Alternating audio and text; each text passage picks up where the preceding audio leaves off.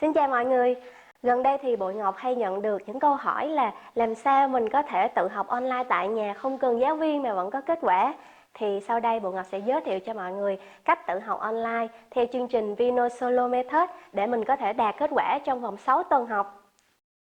Để có thể học piano hiệu quả nhất theo chương trình Vino Solo Method, bạn chỉ cần chuẩn bị: thứ nhất, đàn piano; thứ hai, máy tính, điện thoại hoặc iPad dùng để theo dõi video bài giảng và xem email lộ trình hướng dẫn học hàng tuần; thứ ba, bạn hãy tự in giáo trình và bản nhạc kèm theo khóa học; và cuối cùng thì bạn có thể vừa xem video, vừa xem giáo trình và tự tập đàn.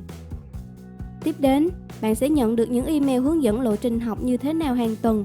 Vậy thì bất cứ lúc nào bạn rảnh rỗi trong ngày cũng có thể tự học bằng cách xem video bài giảng, thực hành tập trên đàn. Như vậy, không cần đến lớp nhưng bạn vẫn có thể học chơi piano một cách linh động, tự do theo giờ giấc của mình, độc lập tập đàn, có thể xem đi xem lại bài giảng nhiều lần và không sợ quên kiến thức. Kết quả cuối cùng mà khóa học Vino Solo Method mang lại cho bạn là có thể chơi được piano các bài hát mình yêu thích một cách độc lập và nhanh chóng.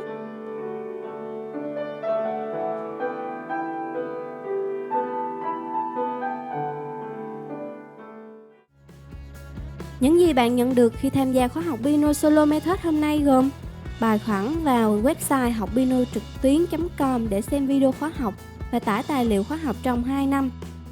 Bạn có thể xem video không thời hạn trên một thiết bị di động. Một lộ trình email gửi hàng tuần hướng dẫn bạn tự học hiệu quả theo chương trình.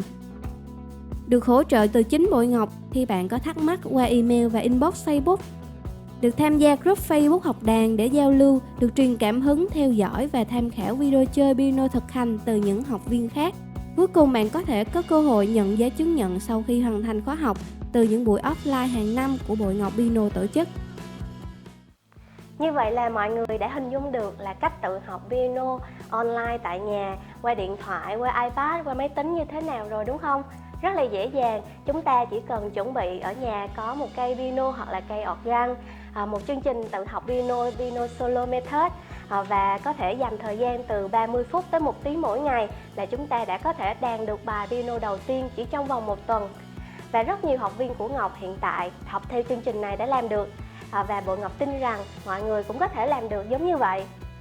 Để xem thêm thông tin và đăng ký mua khóa học Vino Solo Method thì mọi người hãy click vào link bên dưới video này nhé.